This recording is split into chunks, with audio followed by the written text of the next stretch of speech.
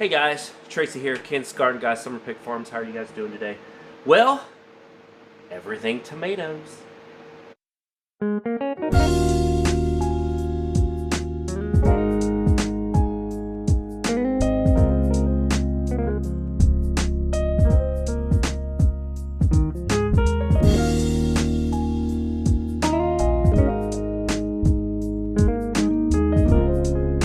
Alright guys, as you can see from the intro, today we are going to talk about tomatoes.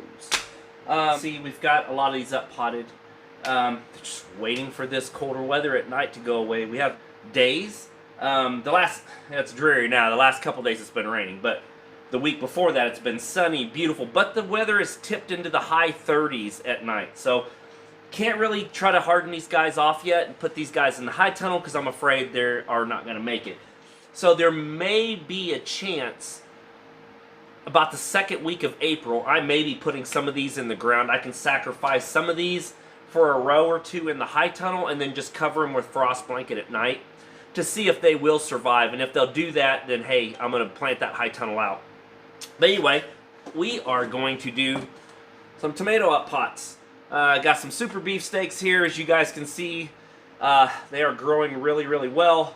Some of you may look at these and say, hey, these guys are kind of leggy. You got some legginess going on. Well, I don't think it's as much legginess as it is just growing to the light. If you look at these, I don't know if you guys can see those up close. You see, most of these that grow tomatoes probably already know this, but you see all these little fine hairs growing on this tomato. When I up pot these, I will bury this stem all the way to the bottom set of these leaves, because each one of those hairs will grow roots and it'll make this plant a lot stronger. So with tomatoes, you can pretty much you can't go crazy with them, but you can pretty much rip them apart, rip the roots apart when you have more than one in each cell. And you can be a little rough with them when you pot them. I mean, you don't want to snap them in half or anything, but they'll take a little bit of roughness more than like like this is a grande jalapeno. If you look at the difference between a grande jalapeno and of course a bodacious hybrid tomato, this of course is over a month and a half old. This is like 3 weeks old. You can see the difference in the stems, and this is getting the same fertilizer and everything that the tomatoes get. I know it's a different style plant, but these are real kind of dainty, and so you really can't be so rough with peppers as you can with tomatoes. But anyway, as you guys can see, this is what I'm using for potting up. So what I've got is I've got one bag of the Burger Pro Mix, and then I've got one bag, which is basically, I think, 2.5 or 3 cubic feet of container mix. Now, the reason why I did that on these up pot is because the container mix has a slight bit of nitrogen and stuff in it. So what I'm doing is these tomatoes are going to have to be in this container possibly for another month. Easy another month, because it's about the middle of March now. So we probably won't put these out in the ground here in Kansas until about the 1st of May, or a little bit after that, because sometimes we do have a frost in May. But the good thing about us is I'm going to start them the second week of April in the high tunnel, because I do have a high tunnel, so I can protect it with frost blankets. So hopefully that will work for us. That's why I started these a little early, because I meant to put them in the ground about a month early. But I always try to do, the Burger Mix is the same mix I use for potting up my seedlings as I do to pot up my tomatoes and stuff. The only difference is I've got one of these totes here has nothing but container mix in with the potting soil, so it's got a little feed for this, like I said, and then I just use plain straight mix for when I start seeds in trays. So all I've got is these basic 4-inch pots that you could buy on Amazon. I buy them. I think you get 100 for around anywhere from, I've seen them from $9 to like $14 for 100. Some of them come with the little white tags that you can write on. Some of them come with these little plastic sticks that you can dibble with. I just buy the plain 100 pack for like $9. This is all I've got left of 700 cups that I have. Yes, I have already used 700 of these on top of the 300 that I had from last year left over. So that's 1,000 of these that I've used already this year. and I still need about another 500 more. So what I did was, since I needed to get these tomatoes, obviously, as you can see, these tomatoes really need to get up potted. So this weekend we're going to up pot these. I'm going to use the rest of these, and I went out and just bought red Solo cups because I don't have time to wait on Amazon to wait another 4 or 5 days to get my order here with these cups. And plus, the red Solo cups are actually cheaper to buy. And I know these look better when you sell them as starts because they're more of a professional style cups. But most of these tomatoes that I have left are going to be for our purposes only, so I'm okay with putting them in the red Solo cups. You just have to make sure you poke holes or melt holes in the bottom like you do, like these come with, so that way they will drain correctly. So I'm going to use the rest of these up, and then we're going to grab the red Solo cups. Okay, now I'm pretty sure most of you have up-potted tomatoes before. In case you haven't, I'll show you a couple so you guys can see how I up-pot our tomatoes. I've got, there we go. What I've got is I've got an assortment of little bamboo sticks that are these Bootstrap Farmer 72 count cell trays. If you guys have never used these trays are phenomenal. They work great. They're very sturdy. You can hold them with one hand. They hold all your starts. I've got, I don't know, 10 or 15 of these trays now, including microgreen trays, and these things are great. I also use the bottom trays, and they are very sturdy. They work awesome for bottom watering. But let me show you what we got. So what you do is, of course, these are a super beef steak.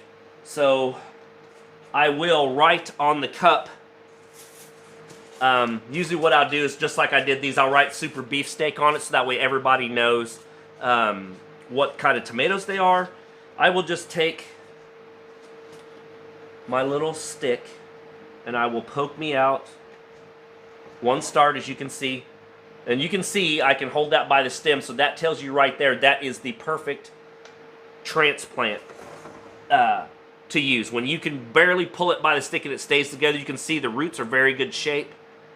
What also helps is if you don't water these trays for 1 to 2 days before you up pot these, that helps this pull away from these trays. What I usually do, I don't know if this is a hurt or a hinder or a help, I usually take the first set of leaves, or cotyledons, which are up here, but your first set of leaves you see, and I usually take those off. And the reason why is because I am going to bury that transplant all the way up to here so it gets a good root mass. So what I do is I take 1 cup, just fill the bottom of it, and I stick this transplant all the way in, and you can be a little rough with it. I push it in as far as I can get it to go. And then I just fill it up with soil. And then I kind of just pack it around the bottom of the cup. Just not hurting the transplant or anything, but I just pack it in there. Just get a little bit sturdy. And then I'll loosely pack some soil around it like that, and I'll shake it a little bit and just barely give it a little bit of a pat. You don't want to smash this stud, because if you do, if you smash this like this, it will smash all this soil together, and when you water it, the water will pool up before it sinks because it doesn't have a chance. It's not loose. You've got it packed in there. So what I do is I barely just put a little bit of soil over the top, kind of shake my cup and pat it, and there you go. That's exactly how I transplant my tomatoes.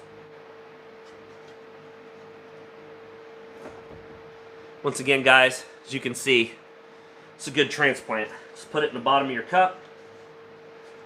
You can even put it sideways and it'll grow straight up. Put the soil in there. Oh, gotta take these bottom leaves off. Forgot about that. Put my tomato in there. Kind of suck it down a little bit. Get to stand up. Put some more soil in there. Lightly pat that down. And boom. Got another transplant there. So, obviously I've got a lot more of these to do. So I'm going to get on these. You know, before we do that, I can do a couple of these. We won't make this video so long. I'll do a couple more of these while I talk to you about some stuff. As you guys know, I am going to put some pictures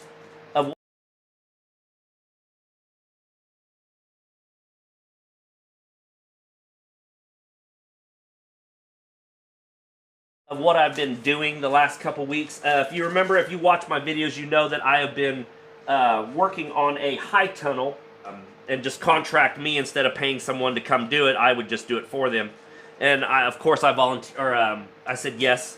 So I've been working on that high tunnel, and it is it's different than what I'm used to. It's a Zimmerman high tunnel. They come out of Missouri.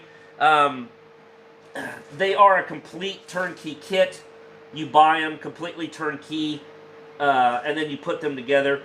I tell you what, it's very well laid out.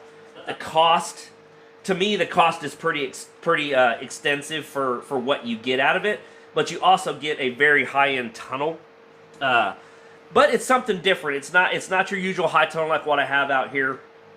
So, but it's been kind of cool. But something that did happen to me the second day I was on the job, of course, knowing me, I was being a little bit careless.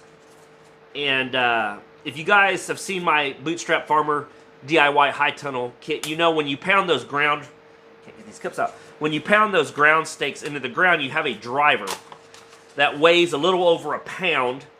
And what it's for is it sits inside of your ground post, and then you hit it with a sledgehammer or a post hole driver or something to that manner to get the post in the ground. Well, their kit calls for, they have 8 foot ground posts. They are driven 3 feet in the ground, so you've got a 5-foot ground post sticking out of the ground, and then your walls begin after that. It's a pretty nice kit.